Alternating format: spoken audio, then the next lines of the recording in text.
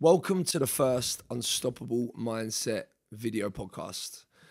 This video podcast series is going to cover some of the modern day issues that people face. And these are some of the things that in the 12 months Unstoppable has been going, that we've been tackling. And these are subjects of mental health, which is prevalent, unfortunately, in today's society. We've got obesity, diabetes, all the food-related issues and illnesses, and just general bad habits, bad choices, and bad lifestyle.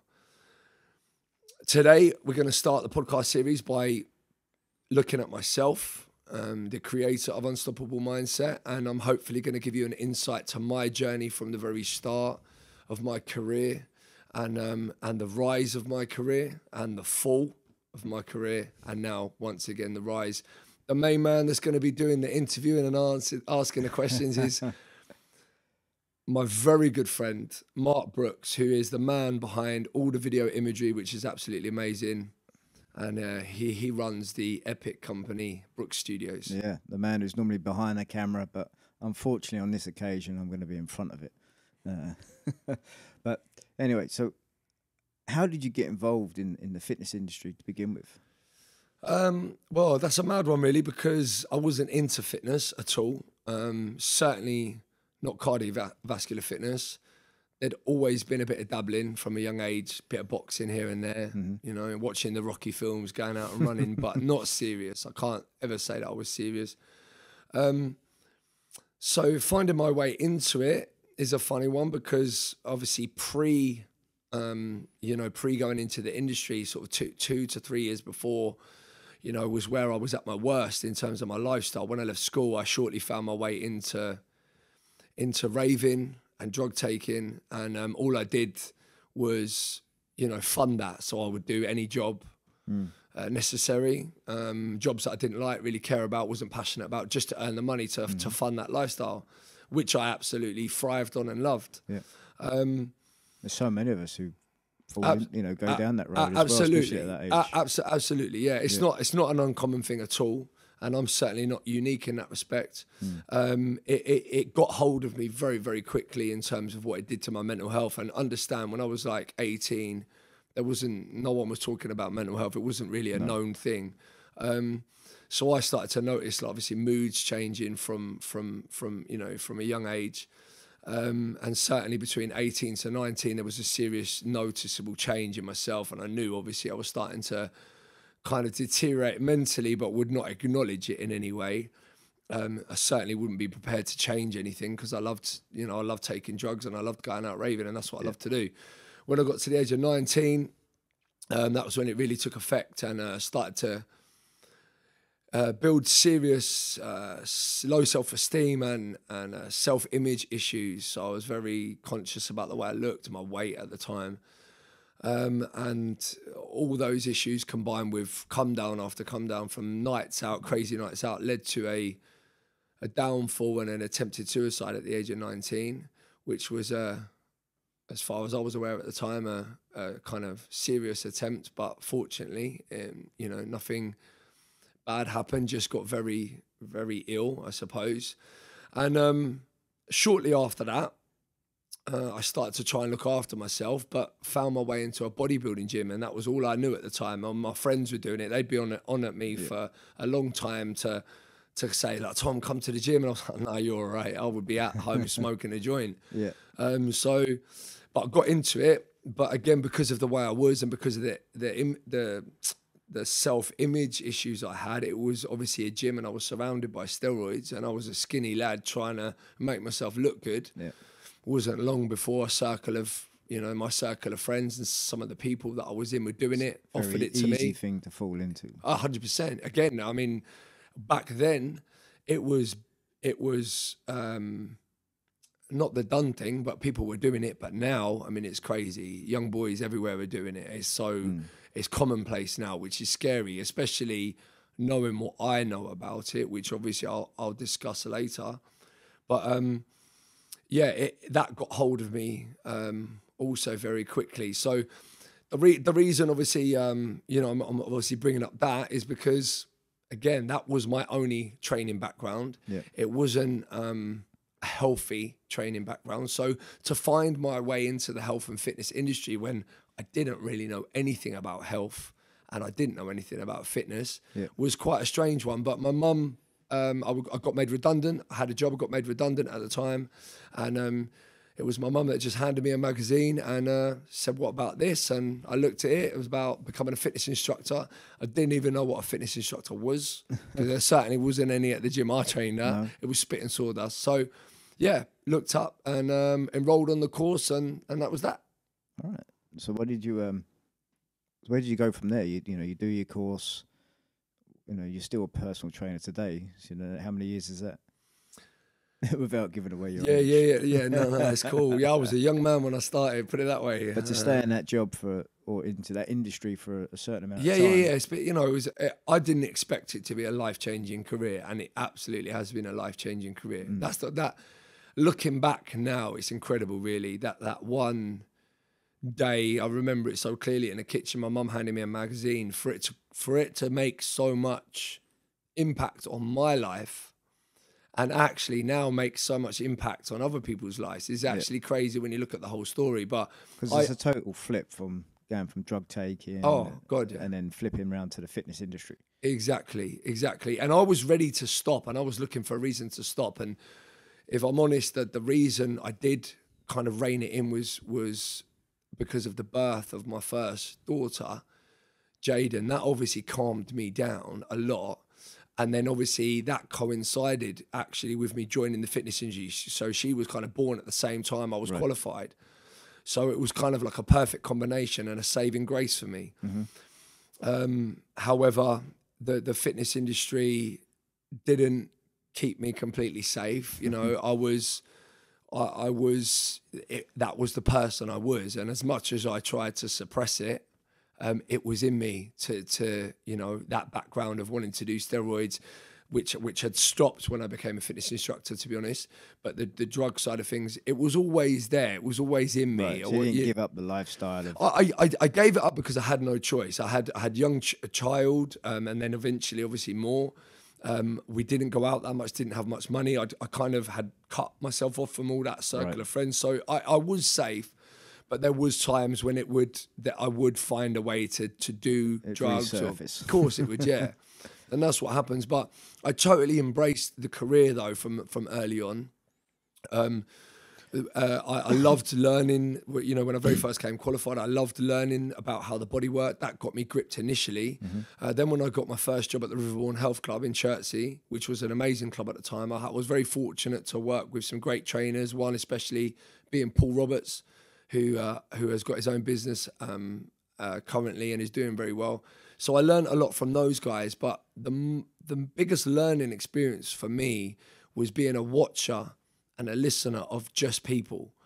So although I was qualified to be a personal trainer, I didn't actually do any paid personal training for over a year and a half because I actually found people. This is in the health club. Yeah. So when I was in, what were you doing in the health clubs if you're not personal trainer? Well, but we was a fitness instructor. So a fitness instructor at that time, and I know things are changing now because Pure Gyms, they don't, everything is changing. But at that time, it was a process of you would write a program for someone that came that was new. And then through me asking questions and started to realize that there was a lot of psychological involved because, people were coming to me even at that stage with issues that weren't, people were coming to get fit and get healthy because they weren't fit and healthy. And now if you look behind just that general thing of someone not being healthy and fit, there's issues there. There could be just low self-esteem and bad confidence and weight issues and all sorts of things. So I was always aware of kind of that from an early on stage. And then that's what helped me to learn. And I think now running my own business, that early on experience helps me deal with interaction with a lot of people. Of course, yeah. Interaction with all different ages and just understanding why people get themselves in a rut, because I certainly have got myself into a rut many times, which is why I think I can relate so much, especially in right now in the current climate, because I'm not a fitness guru as such, in the sense that I've lived a very, very bad lifestyle. So. Yeah, So where did you go from? You've gone from working in the health clubs to venturing out on your own. So how did that happen? How did that come about? Well, that came about, I think it was about 2 years after my second job, which was the Thames Club. The Thames Club was a brand new club opening at Staines football ground. It was, at the time, it was billed to be like it was going to be a big thing, but unfortunately, it wasn't really designed and run that well, so it kind of didn't last that long. But I had my job in there. I worked with another great guy called Gary Keemish, who runs Fresh Gym in Shepperton, and we had a great relationship and done real good things there. But what happened is, obviously, for me, it was getting stale. I was quite heavily into personal training then, and again, still learning and very enthusiastic about the job. Mm-hmm. But I think I was at a time when I was kind of looking for a fresh challenge, and it was an ex-client of mine who actually joined the Thames Club, who was a friend also. We became friends, as you do with some clients. It gets very personal. Yeah. A guy called Scott Dale, and he approached me about a machine called the Power Plate, which at the time, in all credit to him, was not known by anyone, but he'd seen it somewhere. And he said, "Look, I want you to come to London, see this machine. It's going to be the next big thing. And I want you to run a business, and we'll open loads of chains, and we'll be worldwide. Make millions." Yeah. Literally, that's what it was. Like, we'll make millions, and that's it. And I was like, I'm up for making millions. Yeah, I'm down for that. This time next year, we'll be a millionaire. That's basically exactly what it was. So with the money side of thing, obviously, he did obviously drop that in, but I thought, a fresh challenge, bring something new to the market. So didn't obviously say yes. I said, I'll come to London, look at it first, see what I think. And I did actually really like it. There was a lot of science behind it at the time that I was told by the kind of the manufacturers. But obviously, me being me, I never take anything for gospel, for gospel truth. I did a bit of research behind what they were kind of saying about how vibration stimulates certain parts of your nervous system and so on. And you had one of those in, I remember with Just Training, when you had Just Training in Staines. Yeah, in Chertsey. Yeah, you had one of those in your workout. That's there. right. So is that how it all came about? Yeah. So basically, obviously, we'd done the research on it. I found that it was, it did have some use, and I was quite excited by it. And I thought, let's give it a shot. And we opened up a little. Well, we didn't open it. We got a room in a tanning shop, which was the most awful place to work. As you can imagine, tanning shops are quite hot. So we had a tiny little room which had the space for the Power Plate to be in, a meter stand and a till to obviously take money, and that was it. And I was in there for 18 months. And over the course of the 18 months, we had client after client. Everyone was obviously buzzing about this Power Plate machine, and I would just literally stand there in this tiny little room and watch people squat on it and do nothing. And for 18 months, I did that. And I learned a hell of a lot of skills in that 18 months. Because as you can imagine, no music, no nothing, just standing there trying to motivate someone for 30 minutes and keep it entertaining with nothing to do, no kit but that one machine. So after the 18 months stint, we tried to get a premises to open a studio, but it didn't work out. And we done a bit of feedback, research by asking people, what do you want? If we opened a facility, what would you want? And some of the things they talked about were time. They loved the Power Plate machine, but they said, we'd like more variation. Mm-hmm. So me and Scott, we sat and we talked a lot about the industry as a whole, and slowly came up with this idea of an ultimate workout, which was basically like a certain disciplined circuit. So you'd have various different disciplines and you'd keep going around it. Now, what you got to understand is back in 2005, 6, when we were doing this, there was no one else doing it. There were no boot camps around at that time that we knew of. And so we came up with this from scratch. This was an idea that was accumulated through speaking with people and just looking at the flaws of the gym, looking at the flaws of personal training, what people didn't like about classes, what they did like, and we put it all together into this format. And the name Just Train actually came about, and I can't even take credit for that name. It was actually Scott who threw that in at the time, and he said, well, let's just call it Train, because that's all you're going to do there. Yeah. So I was like, I like that. It's just simple. just train. Just get on with it. And that was kind of the philosophy at the time, right? You're just going to come to us and just get on with it. So that's exactly what happened. We moved actually to his yard, opened up this Just Train facility, which was just a shack at the time. Yeah. We had a couple of small little posters on the wall, but it worked. Yeah. And it worked magic, to be honest, at first. We had the power plate. We had a machine called the Grappler, which I found like researching in London, looking for different things. I found this machine called the Grappler, which was another really easy to use, vicious bit of kit actually that everyone that used to get everyone at the time. And a running machine and some free weights. And we just had people looping around these circuits, bit of pumping music, and it was just 1 to 4. That's all it was. We had a room, just one, me, and 4 people, and that's all we had space for. Oh, right. It grew so quickly. We ended up knocking through into another room, which fortunately he let me do. And then basically expanded it. After a short while, we kind of parted ways. There was it wasn't kind of working with us both, and Scott wasn't feeling it as much at the time.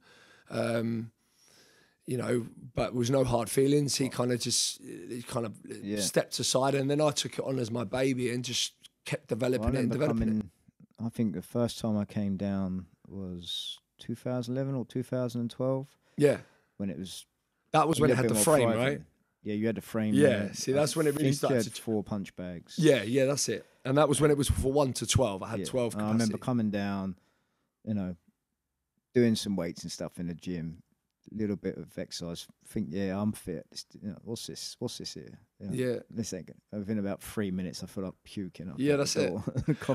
Funny you say that. Because I had this guy. I was advertising at the time because I marketed it as a 24-minute workout. And I had this guy, a martial arts guy, ring me up and say, hang on a minute, I'm not really too sure about this because we used to warm up for 24 minutes, not work out. I said, listen, it's hard session. It's very thorough. Yeah. Obviously, we did have our little warm up at the start, but the workout, 24 minutes, come down, try it out. If it's not for you, it's not for you. And obviously, same thing. Guy with an ego turns up, 24 minutes, gives it after 4 minutes. Yeah, I've seen that when, attending your classes, people rocking up and you can hear them talking, hear you talking to them, asking them what they've done. Yeah. And like, I'm fit. This won't be a problem. And they try and keep up with someone next to them. That's right. Could be a middle-aged lady, which they think, a young lad, think, well, I should better do this better than her. And absolutely. It wasn't working out that exactly, way. Yeah. And the guys are the worst, really, because they always have the biggest egos. So, but what people will never fully appreciate, and maybe more so now, because what I do is now not so unique in the sense that there is a lot of types of this kind of style, but I still stand behind what I do as one being an original, and it's just so thorough in the sense that in one workout you cover so many different things.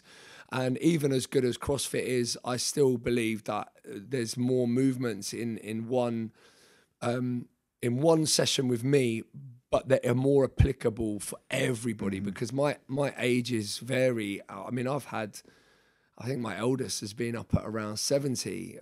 Quite frequently had age groups within their 60s. So I kind of always envisaged it. When I first created it, I thought, okay, I'm going to design the workout based on an overweight, unfit person. Yeah. And I'm going to look at the movements that I know they can do, and then that's what I'm going to predominantly do. Because I know that any movement can be performed at a high standard. So that's someone that's super fit, they can do a basic movement very, very fast and explosively, and an unfit person will do that basic move just a little bit lighter. So it was very universal, and I just from the very start, I've always had such a mixed level, which has been great. And then ended up underwater. That's right, yeah. So that was it, and that destroyed. Yeah, absolutely. I thought that was it for the whole Just Train. So that was the floods we had in? That was 2014. The Surrey floods, as they called it, I think. That was completely flooded you out, and it almost looked like business was over. Yeah, it was done. I actually stood in the gym that morning and just watched water pouring in the walls, literally, and watched the gym just fill up. And I lost the business within about 3 hours. Yeah. At that time, it was funny actually. At that time, because I was very flat at the time actually in my career. It wasn't really going anywhere, and So you kind of hit a brick wall anyway. I had, and it was down to me because, again, there was a lot of things going on behind the scenes. What people never ever will realise is that as motivating as I have been in the past, and as on the ball as what I may have seen, behind the scenes, there was a man in turmoil. And I was in turmoil because I felt like such a fake for so many years, because it was kind of probably midway through the whole Just Train thing when the business started that steroids found their way back into my life again. And I wasn't a bodybuilder, and I wasn't using them to be really big. I didn't want that. I just was using them because I had such an issue with my weight. And that was always plaguing my whole career all the time, because I loved fitness and I kept trying to do running and I kept trying to do a lot of fitness, but I just couldn't do it because I'd always lose weight, and that would just drive me insane. So I'd start eating and binge eating on crap food and so on and so on. So I was so distracted by all of that crap that I wasn't really even running the business. I was consumed in myself. I was consumed in myself and my issues and trying to look a certain way and be a certain way. And obviously there was just still drugs filtering in and out of my life, recreational drugs as well. I felt like a fake. I didn't feel like the trainer that people were looking up to. People would ask me questions about how do I be healthy? How do I get healthy? How do I eat well? And I just felt like a fake because I wasn't doing it. I was almost, I was gutted when you first told me that you're taking testosterone. Yeah, that's it. Testosterone. Yeah. That's it. Yeah.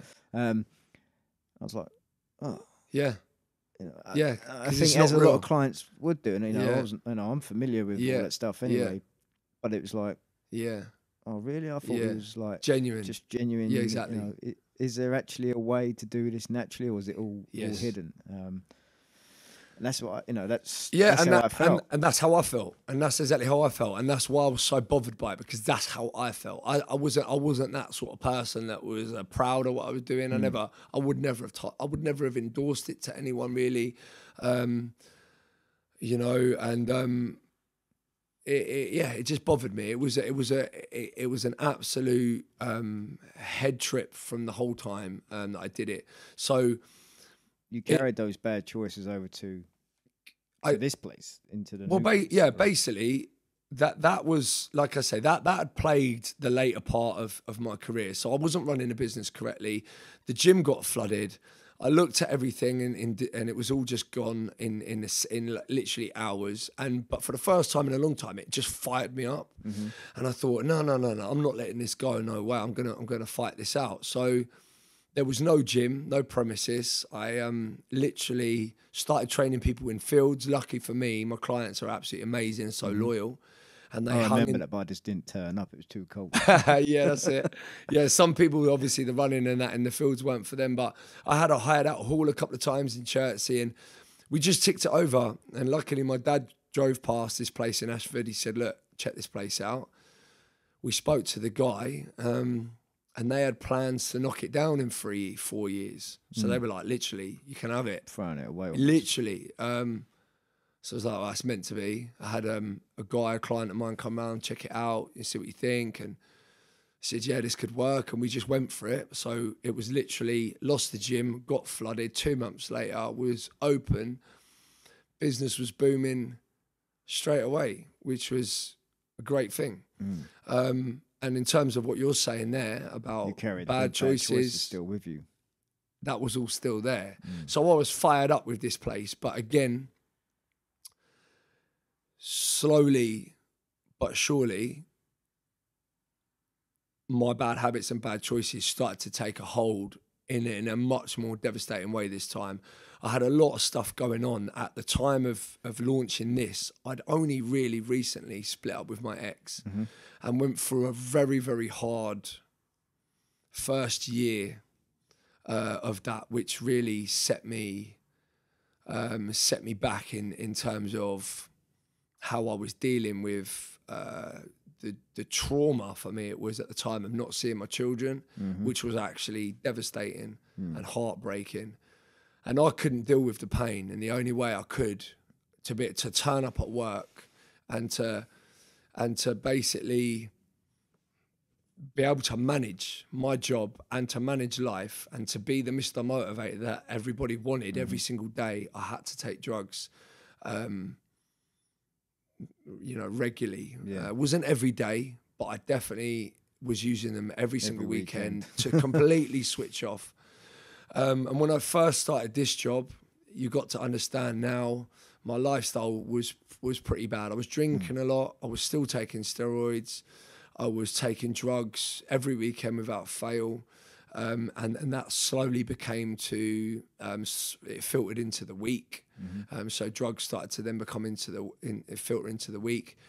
I was also consuming a lot of caffeine and Red Bull during the day and combining that with an over-the-counter prescription, which had a bit of a combination effect, which gave a pep up for me in the day.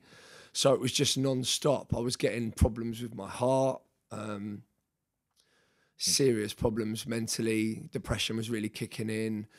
I can't say that anxiety was really bad at that time, but it was more sort of, for me, it was anger. I had a serious amount of anger. And what was making it worse is that I was having to turn up here every single day and smile and be animated when I didn't want to do it. I just didn't feel animated. That was actually hurting me I remember just to do that. There was once, I'm always early for every class, and I think there was one day I turned up and you just looked like I didn't think you was going to be able to take the class. You looked like you was just going to break down in tears. And literally the next person turned up, you snapped it into gear. And I was training and I'm watching you like a total mask over what I've just seen at the very beginning before anyone else walked through that door. Yeah. I actually mastered the art of that, to be honest. I actually mastered it, but it was draining. It was very draining. And actually I learned down the line from a therapist that because of my self-medicating ways, in the back of my mind, I was getting through the days always knowing I had an excitement, knowing that at the end of the day, I was going to basically do some cocaine, I was going to drink some alcohol. So I knew I was going to be able to switch off from it. So I knew that I had to just get through them 8 hours, being Mr. Motivator, being Mr. Happy when I was anything but happy. I was so angry, so sad, so upset, so ashamed. All these negative emotions were inside that. I was like, okay, just get through the day. You got a gram of coke there. As soon as you finish work, do that, wicked drink. And that was just getting me through every single week. And then you, all of a sudden, I think you had someone employed and who was doing a few of your classes, and then all of a sudden no one see you and it went all quiet. Like, I remember trying to get hold of you. I guess someone else had your phone and it was like, Tom's unavailable, and it kind of all went dead. Yeah. And at the time, I was having some of my own problems, and I kind of wondered if it was mentally health based, not on the extreme that you were going through, but I kind of wondered if that was what it was. And obviously, about 2 months later, I speak with you, and it all comes to light. With what had happened. Yeah, I mean... Which was? Yeah, well, I mean, basically what happened, you mentioned the guy that was working for me, he had just left. So I was left back on my own at a time when I really just didn't want to be on my own. So I was getting some time off with him being there, which was kind of helping me survive a little bit. After he left, that ended, and I was back doing the 6 days a week with the bad lifestyle, with all the problems. And it just didn't last long. And... I'd actually got to a point where I was really feeling my body and my mind deteriorating through the steroids and through the drugs. I was getting very teary. I was noticing a depression, a deeper depression starting to come over me. That, again, I think I was hiding even from my fiance. I was hiding it from my children who I was seeing again. At that time, obviously, they were back in my life. I was hiding it from everybody, hiding it from my parents, who I was actually living with on and off as well. And obviously all the hiding and the burying it down, obviously just, one day I suppose took its toll. I got, though, before the actual, that horrible day, I actually, a week before that, I decided to just stop everything. I'd had enough. I'd had enough of steroids. I was sick and tired of seeing needles.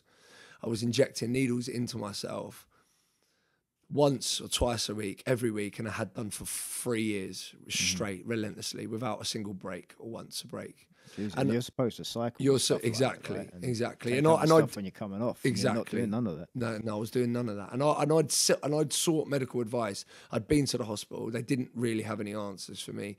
The one thing they did advise me against was just to stop. They said your hormones will be so messed up, screwed, yeah, that basically if you stop, you're gonna notice you're gonna be in trouble.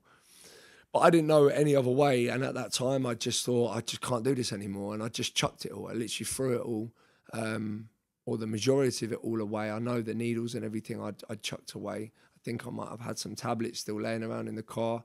Stopped that. Recreational drugs, obviously. I mean, I didn't stop. I just for a week, obviously, I decided, right, I'm gonna quit. You know, you got to bear in mind, I'm cut. At that time as well, I'd had about 3 or 4 stays in hospital with heart issues through cocaine as well. So that was obviously driving my decision to want to stop. As you think would be logical, after 1 hospital stay, you'd stop. No. But for me, it took about 4 hospital stays before I contemplated stopping. 1 week later, from knocking everything on the head, and I do put this down predominantly, and I must stress, predominantly to the steroids, definitely, I deteriorated massively. I was crying every single day. I was so just distraught. And it's hard to talk about, to be honest, because it's something that I brush under the carpet even now. I don't necessarily think I've ever dealt with it because it was just so traumatic. It's really hard to talk about, but I just deteriorated. I remember going home and getting ready for work. I'd been out. No, I went home to have a shower. I was at Mum and Dad's house, and something was wrong with me, and I couldn't quite figure it out. I was looking in the mirror, something that I'd done years ago when I was 19, and I was obsessing with myself, criticising myself. You're no good, criticising everything about me, the way I looked.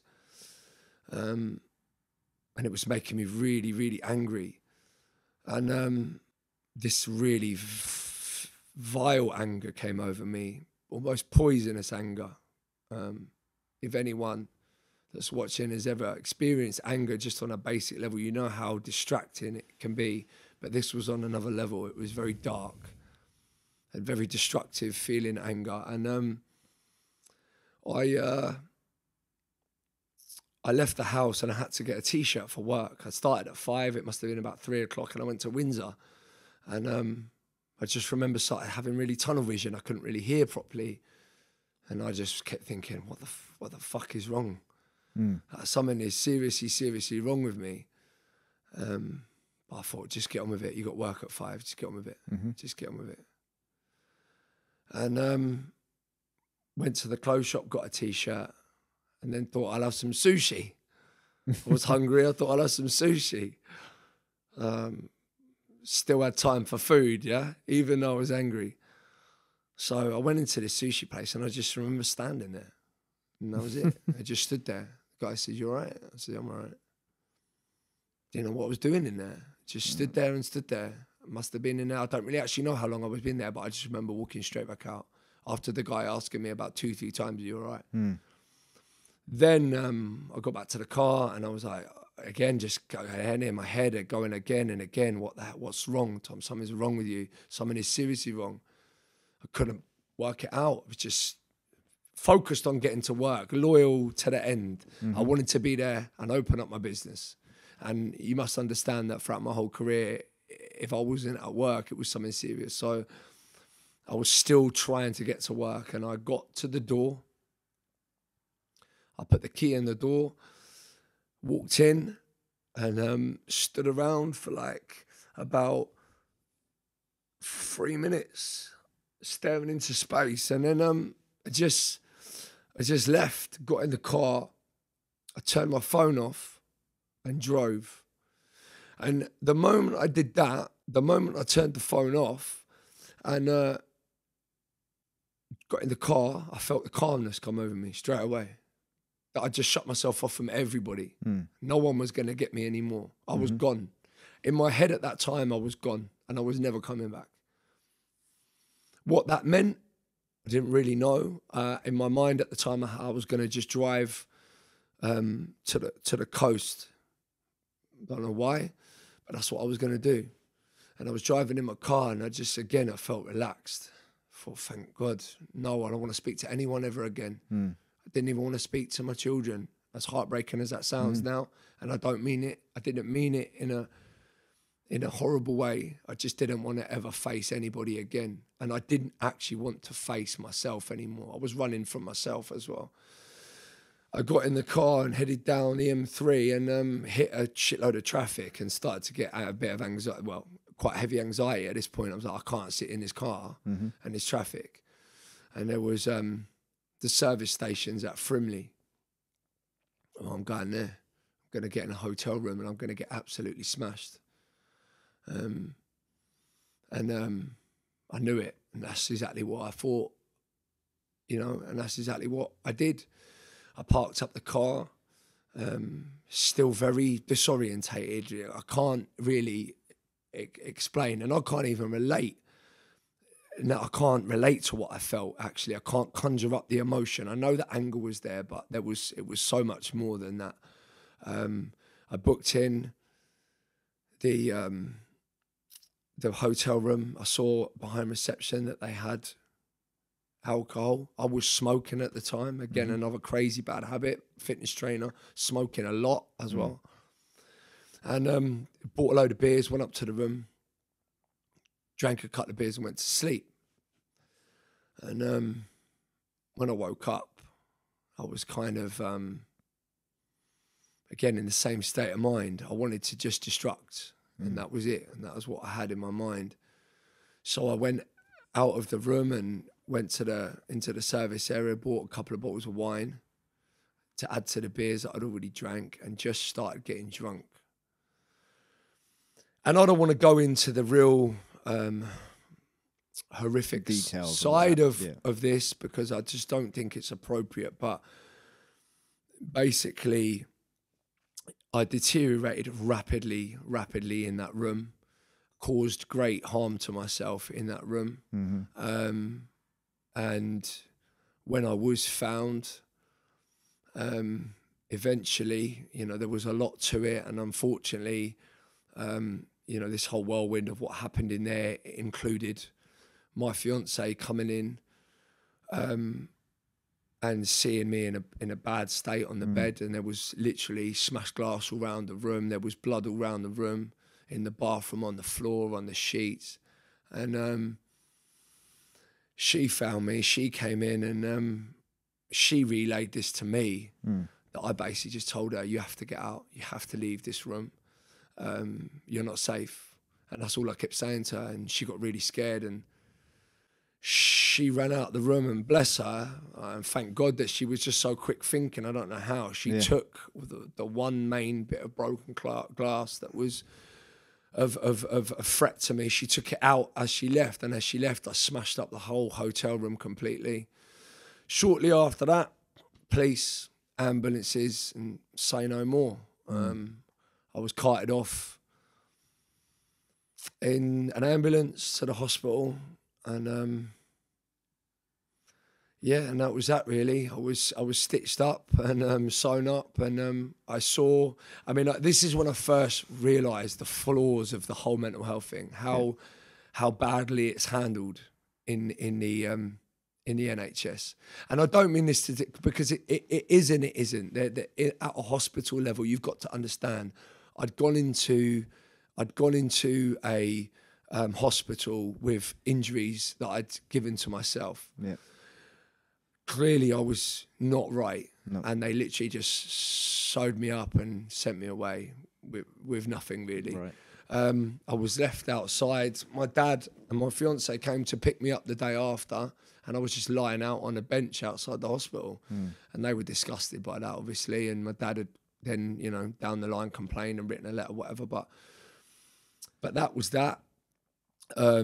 Unfortunately for me and everyone, you know, it was a trauma for everybody, my children and family, but they at that time obviously thought potentially that I was okay. You know, what I'd done, and you know, obviously the end of it, thinking, this was it now. Obviously, we'll get you better, Tom. Don't worry. But I knew in myself still at that time something was wrong. I couldn't quite put my finger on what it was, but something was wrong, and I felt scared of myself. Now that I've done what I did, I'm like, Jesus, I can't believe I'm capable of what I just done. I never would have envisaged that for myself, and I still had a certain feeling in me. And it was 2 days later, I'd seen my children, and that was very, very upsetting because they didn't know exactly what had gone on, but they knew something was wrong with their dad. And you can understand how heartbreaking that was. I missed my Caitlin's birthday, which was just heartbreaking for me because I'd planned it with her and it meant a lot to her, and I'd missed it because of what I did. So that was all going through my head. That was all just, there was a lot of pain still, so much pain inside me, so much anger still inside me, so much I was ashamed, I was embarrassed. You know, all of this emotion was just killing me inside still. So much raw, hard emotion. And 2 days later, I dropped my kids back to their mum. And the moment I dropped them back, I did this thing, and it was crazy, I suppose, but it sounds crazy. I had a hoodie on, and I pulled it over my head, and I remember this quite clearly. I dropped them off, pulled the hoodie right over my head, and there it stayed. And it stayed there. I got taken home, and again, don't need to go into details, but flipped again. There was no alcohol this time involved, no substance involved at all. I was completely unintoxicated and not relaxed, but like I say, not intoxicated. I completely flipped, smashed up a few things in my parents' house. They were scared, called the police came, and again, hoodie was still pulled over the head, and I knew they made it aware of me that the police had come. So I basically stood up, didn't have any shoes on, and just walked straight past them out the door and started walking down the street without my shoes on. After that point, that point I recollect quite well, even though I was in a bizarre state of mind. I can always remember that quite clearly. After that was a complete blur, and you got to understand that this was kind of early on in the evening. And the next point I remember of time was when I was being confronted by someone in a hospital for the mentally ill in Reading. And the woman was asking me some questions, and I'd had my hood down still, and I looked at her face. I said, "What's the time?" It was like 3 o'clock in the morning. I'd gone from like 9 o'clock in the morning to 3 o'clock in the morning. I don't even have a clue to this day still where that time went. And they assessed me and asked me a few questions, and they deemed that I was not safe at that point to be out in the public. So that was when I was sectioned under the Mental Health Act, which I didn't have a clue even what that meant, to be honest. At that time, I only relayed to you now that I know that that's what it is. They deem you not to be safe. Yeah. So they say you can't leave. So that was that. And I began my stay.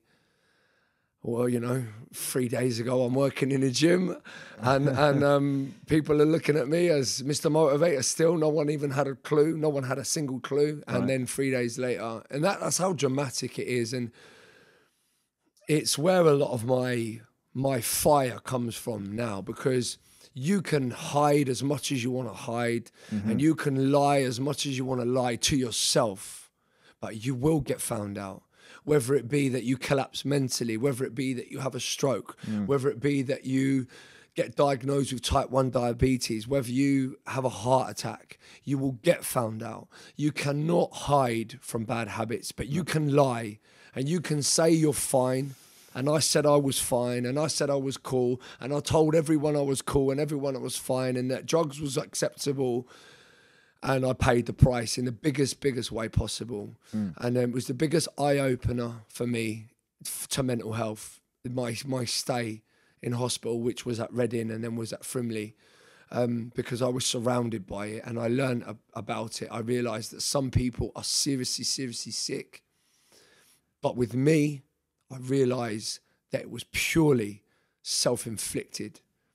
And without knowing it then, with that knowledge, Unstoppable Mindset was born. From that. Absolutely from that. It wasn't created at that point, but that started the idea of a chain of events. Because you had like about, from then, would you say another maybe 12 months? Absolutely. Of sort recovery. Of recovery, yeah. Absolutely, Brooks. Building it up. And absolutely. Because I didn't come over here, I wasn't involved in any of the training sessions at that time. That's right. Which I wasn't really, actually. I had a young girl working for me, Morgan, right, who actually had stepped in, and I thank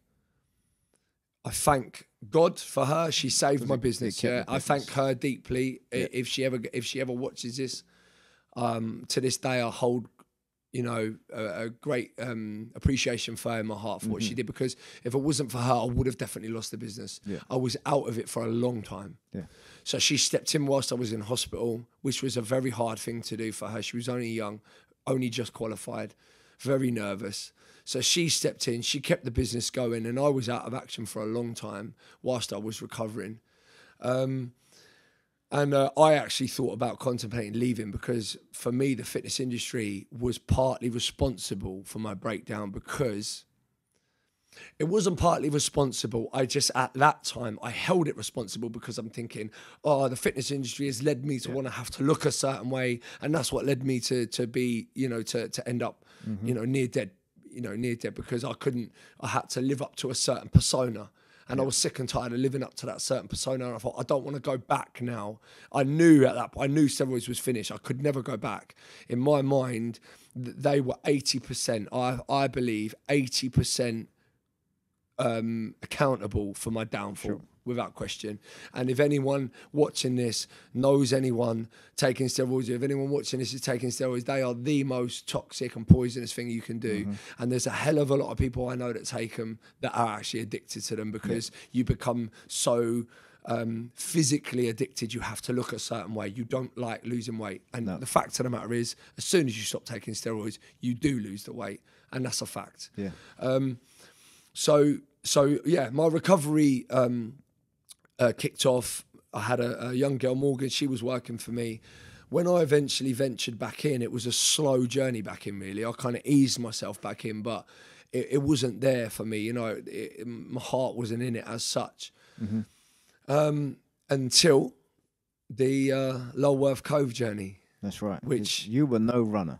I was no runner. I dabbled in it. I dabbled in it. Boxing and stuff. Yeah, I'd always dabbled in boxing, and you used to take me on some horrible hill runs. Yeah, exactly. So boxing training. Yeah, I'd always loved it, but I couldn't do it. You've never done any kind of race. No, right? not seriously. So, no, I done one hell run and one Tough Mudder. That was all. And the hell run at the time, I did it half-heartedly because I mean, 2 days before it, I was taking drugs. So you know what I mean. So yeah, I wasn't serious. I wasn't a committed runner. What's the race called again? So Endurance Life is the company, and the race I undertook was at Lulworth. And that was your first race, right? That was my first race, but so the reason behind doing it though was because I was having problems with my toe, which was growing the nut around the knuckle, right. Part of the toe, the joint, was starting to flare up and swell up and get very stiff. I didn't have a clue what it was. So obviously thought it was getting worse and worse. I thought I better get it checked out. I'd had a couple of consultants look at it. And at the time when I was seeing them, it wasn't related to that. They were looking at that, saying, yeah, I think it might be arthritis, I think it might be this. I thought, okay, I'll get it checked out. I did. I was expecting it to be something pretty minor, me being me, thinking it'll be all right. And he basically looked at it and said, yeah, you've got stage 3 arthritis. You can't really do any impact training anymore. It will speed up the degeneration of the joint and so on and so on. So I was like, oh, great. I needed that. I was kind of 6 months into my recovery. I was trying to be upbeat, and then I kind of got that little thing. And I love my training, and I love high impact. I love kind of, you know, doing the kind of the harder stuff, that, you know, the burpees, say, that kind of training. I love all that. So to say that, you know, he was knocking that on the head, I thought, do you know what? I'm not really going to listen to that. I'm going to start running. And I thought, I'm not just going to start running. I'm going to start running up and down cliffs. And enter this sick race. So, yeah, it was a 16-mile. It's a half marathon on their books, but it's their only half marathon. It's actually longer. It's 16 miles in Lulworth Cove with sort of 3,500 feet ascents up and down the cliffs around Durdledore. That's right. Because I went to Durdledore around about the same time. Sorry, in the same year, just as a weekend trip. And when you told me about it, I've seen them cliffs. I didn't think there was any way you could walk up them, let alone try and run up them. Yeah. And you got a 16-mile run. Exactly. And it was a very good friend of mine who was a client at the time, and now we've become very good friends, Mike Edgeshill, who comes here, he's training, still trains with me. He actually told me about the Durdledore race in passing in the gym, and I didn't pay any attention. But I oddly had these two dreams about this place called Durdledore, and I kept thinking, hang on a minute, I don't know a place called Durdledore. And I kept thinking, that's weird, having this dream about this beach and this weird sculpture on a beach. And it kept playing on my mind. So one day I had the dream for the second time and I thought, that's just too weird. I Googled Durdledore and this picture of a beach came up with this. Hang on a minute, that's strange. I rang my fiance. I said, babe, I've had this dream about a place I've never been to. She says, no, you're mad. So someone must have said it. And I kind of really started thinking. I was like, Mike did say something about a place. And I approached him the next day. He said, yeah, I told you about that. I said, damn, I had two dreams about it, really vivid. After that, I was set. I'm going running there. It kind of, for me, it was a sign. Don't know why, I just took it as that. It kind of just was playing in my head, right, I'm entering the race, and I did. Started running, knew that I was going to have problems with my toe. I knew that from the start because it was painful just to walk. So I started doing these runs, and I was running 4 miles. And again, the running journey, obviously, I will stress, is very significant because I had such bad issues with weight in the past. I could never really run for a long period. It would always last 2-3 months, and I'd stop because I knew I'd lose weight. And not because you was overweight and you were struggling to run, because of the fact that you didn't want to lose weight. I just didn't want to lose weight. Yeah. Which is totally the opposite. Yeah, exactly. And I was in good shape. It was just like losing 1 pound was devistating. Right. Psychologically, really bad. I'd have to binge on food. I wish I had that problem right now. Yeah, right. I would embark on this running journey now for the first time, knowing that I was going to lose weight and I was going to have to deal with it, and I was going to have to get round it, and I was going to have to face life now and get fit and get strong without steroids, without any help, and I wasn't going to ease any stress with recreational drugs. So it was a new journey for me. So the running, I knew I was going to have problems, and sure enough, I did. I had a lot of pain initially in the foot, and that transferred up through the leg. Once I started hitting the bigger miles, once I started passing sort of 6, 7, 8 miles, I started to get a problem with my right hip. So obviously it's the right foot that was compromised. So the right hip started causing problems. Biomechanics are of course. My running technique was off. Where the toe didn't bend, my foot was starting to roll out. So I was putting a lot of weight on the outside of the foot, which I was very concerned about in terms of obviously injury to the foot. But I had, again, my goals set on this run and finishing the run, and that's what I did. And the journey was, might sound a bit over the top, but it was a spiritual one for me, because I was running when I just didn't want to run. I got to the kind of 10-mile stints, and I was like, I've never run 10 miles before out on the road training. I'd only ever done 10Ks in training. So I started to feel really, really good. Like, okay, I'm starting to feel quite mentally strong here. I never really wanted to do it. I kind of resented it almost. Thought, I'm just too tired. I can't be bothered to go out running. But I kept doing it. Foot was killing me. Hip was killing me. Knee was hurting. I'd started seeing a physio about this and about that. And was thinking maybe I might not even be able to run. My hip was hurting that bad. But I got through all of it. Because I was so focused on getting to this goal and getting to this run. I worked my way around it. I found a way around it.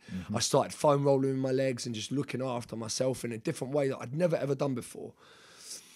So fast forward, run after run, hit the 12, hit the 13, hit the 14 miles. Each mile that was added, I got mentally stronger and stronger. There was one day in particular, it was raining, it was cold, and I thought, I do not want to run. And I think I ran a 17 miles out on the road, which I'd never ever done before. And that was like a turning point for me. I started to think, God, you actually are quite strong. You can achieve things when you don't want to do it. So I got to the run in Lulworth Cove and completed the 16 miles. in the most beautiful setting, which in itself was a really like kind of a uplifting spiritual turning point for me. Right. I got to the finishing line. I'd done exceptionally well. I think I came about 45th out of about 500 at the time, which for a first 16-mile run, I was happy with that. Yeah, at your age too. At my age, we don't have to mention the age. No, but it was like, yeah, no, absolutely. How many right. people in their later 30s? Oh, 100%. No, listen, I'm under no illusion. Don't ever run. Yeah, absolutely. Take up running. Yeah. Go out and do the 16-mile of that particular, not a flat road race. The increments. Heavy. Of them cliffs. Yeah. And to come 40. 45th, I think 45th. it was. No, I think it was 42nd. It was either 42nd or 45th. It was somewhere around there. No, I was really happy with it and elated. And yes, definitely starting at a later age, obviously 37 at the time, with injury, with problems, probably shouldn't have been doing it. You know, my physio, Martin O'Connell of Symmetry Clinic in Shepperton, you know, he's obviously been part of the journey in terms of keeping me upright. And he's helped me a lot, and he's given me advice. Sometimes, you know, he said, you might have to reconsider certain things, blah, blah, blah. But I've always gone with my heart, and he's obviously always supported that, and he likes that about, you know, over the way I work. And I just rely on him heavily for really helping me through it, and he has. So, you know, it was, you know, I got through it despite all the kind of problems, and it was probably a few, I don't know, weeks or a month after that run that I thought, do you know what? I need to take the principles of what I just did over that running experience and that training camp, and I need to apply that to my life. Yeah. And that's exactly what I did. And ever since then, my life has gone from strength to strength and strength, because all I did was take a mindset which was unstoppable, in the sense that I embarked on a journey. I wanted to get to a goal, and nothing got in my way. The foot was a problem that caused problems through my body, but none of it stopped me. I actually had a bad back incident before that run as well, which nearly stopped me from doing the run. It certainly stopped me from doing a run after that. But I just worked around it all with this kind of like just stubbornness about me, that I had to do it. Inside me, there was something inside me that said, you have to do this. And it was a blessing for me, that run. And it contributed to a life-changing event. It contributed to a mindset that I started to develop and cultivate that turned into Unstoppable Mindset, the business. And once Unstoppable Mindset, the business, the name came about, then everything's just gone boom. Me and you spoke over Christmas, which was a phone call out of the blue, wasn't it? Yeah, I can't remember. Was it to do some? It was to do with nothing related to what we were about to venture into. Yeah. And before we knew it, me and you was working on this project, filming a video at Lulworth Cove. Yeah.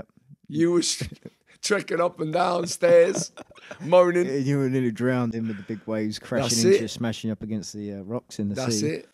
And then I think you did your very first kind of like seminar. You done a little talk with about maybe 8 of us. Food related part. Well, again, that was before Unstoppable had come about. Obviously, once I'd done the run, then I started to write about what I'd gone through over Christmas. That was all. I just sat down for some reason, and this is a really strange thing, because people talk about, law of attraction and, seeing and believing, and if you visualize something, kind of like the information comes to you. If you have a belief in something, the know of how to do it comes to you. So if you have a goal and you really believe in that goal, you don't know how you're going to get there, but you don't need to know how. No. The how comes to you. And I absolutely 100% believe in that. I started to write about what I'd gone through for no reason. I just started to put it down on paper. I don't know why, it just came over me to do it. When I looked at it on paper, I thought, well, that's a really good story that could resonate with people. You've got a guy that lived a life of bad habits and bad choices and then turned himself around. And at that time, I'd only just started to turn myself around, to be honest. But I had nonetheless turned myself around. So I wrote it down, and I literally spent the whole of Christmas writing endless bits of paper. Well, it was on obviously Microsoft Word, typing and typing and typing. I hadn't been on a laptop for years. And put it out there to my customers, going to do a seminar for 20. Well, it wasn't even called a seminar because I was full of self-doubt. I just called it a forum or something. Yeah. And people were like, yeah, we'll come. I don't know, 20 odd people there, read off paper. Yeah. And I had people fairly gripped for 3 hours straight, which I was surprised about. And I didn't know how it was going to go down. And it went down amazing. People were grown. Yeah, people were taken by it. I then, obviously, we'd been talking anyway. You came to the second one. I think I was at the first one. Oh, well, there was two, though. Maybe you came to the second one as well, because it was the second one you brought Siobhan. That's and right. you brought your friend. That's right, Steve, yeah. Yeah, Steve, yeah. That was the second one. Oh, okay. Which was less people. Right. And that was just a few weeks later, or in February. But so we started talking about it just as a concept, the seminar thing. We knew that there was flaws, and I had a lot of work to do in terms of not reading off paper for starters. But it was very raw. And then obviously we'd start working on the video, and then the name Unstoppable came about. And the logo. Huh? And then the logo to go with it. Yeah, and then the logo, which, again, Mark Brooks of Brooks Studios, everything visually is been part of what he's done and his input, which, again, our team, our teamwork, our partnership, you want to say, has just been like... Unstoppable. It's been unstoppable, absolutely. But it's been easy in the sense that I said to you, right, I got this. And that Unstoppable was the first one. That was the first one. You said, what about this one? Boom, that's it. When you come to the video and everything, what about the music, the track? That's it. You showed me a couple of clips. That is it. Everything just has just gone perfectly. We've never gone back and said, there's things we've had to develop and get better at and work on. But yeah, because this is like our third take. It just all emerged. Yeah, exactly. Exactly. It just emerged so fast and so quick. And I believe that it was out of this vision and this goal. And this vision and this goal behind Unstoppable has been to save people from themselves. And if I have to really sum up Unstoppable and what it means is people need saving from themselves. They need waking up to the reality that they are going to run into problems if they carry on the way they're going. That's right. And it also means, and I've said this now numerous times, because this is what it kind of, as it's developed, this is what it's, turned into for me, a deeper meaning of fighting. I realised through my own journey that for me to stay the way I am, which is so positive now, and I have such a great outlook on life, and things are so good, and I see the great in everything, I see the opportunity in everything, but I have to fight. I have to fight on a daily basis to maintain it. And you have to keep growing as a person. You have to keep growing as a character. You can't stand still. Because in this society, I do believe, and again, I say this repeatedly at seminars, if you stand still for just a second, this society will suck you down straight away, because it is just designed and set for ill health. Yeah. For you to be healthy, for you to be positive, and for you to do the right thing is actually hard work. For me to kick back and have a beer and do a line of Coke and to spark up a cigarette and to go down there and get McDonald's, that's easy. Yeah, that's right. And that's why so many people do it, because we are... by nature, we will look for the easy. No one wants to be uncomfortable every single day. And I would say now, that's exactly what I am.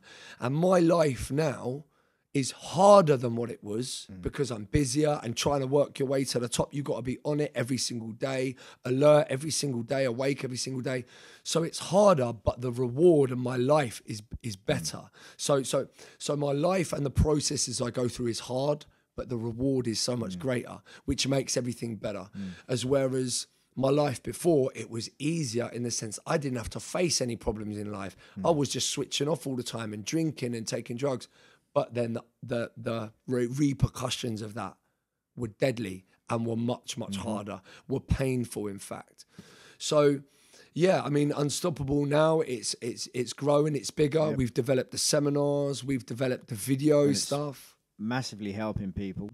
and massively. and seriously and now, helping people. what's it, 14 months on, there's people who've been in the program the 14 months, some more recent than others. Well, the 14-day challenge, you mean? No, yeah, doing the whole. Over the whole process, doing the seminars. Oh, yeah, over the last year, training and doing dieting plan. Following a diet plan. Yeah. Well, that's it too. Food choices. Yeah, absolutely. No doubt, we're going to have the clients on this show. 100%. I mean, after this, it is literally a case about getting these people. The videos again that you put together, or that we put together, but obviously you perfected in terms of what people saw as a end product. They're your stories. Yeah. I totally believe in that concept, and I feel that we could all learn a lot from each other. That's right. Yeah. I feel that we can learn a lot more from each other, because actually I'm tired of just seeing these kind of like, maybe they're hiding some truths themselves, but certain information that comes through in the industry, it's confusing, but it's also given out by people that are seemingly perfect, maybe. Yeah. And I want to know, and what I tried to do at the beginning of 2017 was to try and find out, can real people with real struggles, can they change from a point in their lives where it seems that it would be very hard to do so. And I'm proud to say it's proven with an unstoppable mindset, and with that coaching, and with the seminars, with the Kickstart 14-day challenge, and with a desire from the individual, and it has to be a desire, a strong desire to change. It can be done.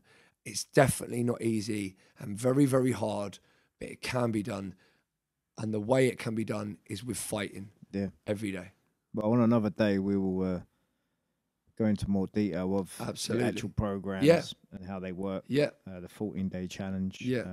Probably with let's say, the clients or people. By people that have done it, Yeah. I know you got a few of them all running endurance life race next. Yeah, again, it's amazing now. People are running races. Never running ran. hard. Yeah. And I've seen some of your clients who have. I didn't realise that the battles they were going on, and they had personal battles, and they've done so well over them 12 months or 14 months, and the before and after pictures have been amazing. I see you got them all up on your wall in the gym. Be good to get them on here. 100%, yeah, and I look forward to that, and hopefully that will inspire anyone listening to also embark on the same journey, and keep an eye out for the seminars in the future, because it can be a great kickstart for anyone out there to give up smoking, change their lifestyle, and just change their life. That's it. All right. Thank you. Thank you.